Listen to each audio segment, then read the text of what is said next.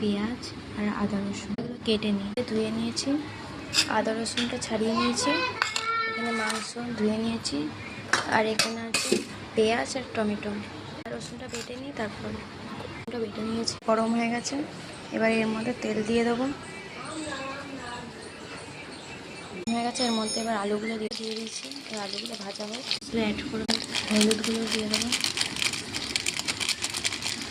লঙ্কার গুঁড়ো, জিরের গুঁড়ো, ধনের গুঁড়ো, মশলা।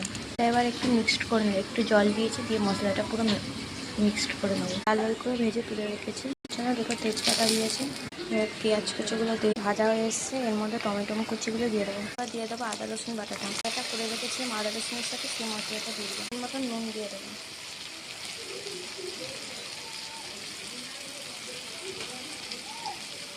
নুন খেতে পছন্দ করে সেরকম দিয়ে, এবারে এর মধ্যে মাংসটা দিয়ে দেবো।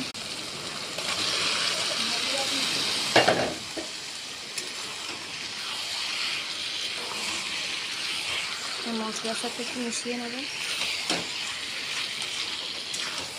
ভালো করে কষা হয়ে গেছে, দেখো সাইড থেকে তেলও ছাড়ছে। এবার এর মধ্যে আলুগুলো দিয়ে একটু মিশিয়ে নেব।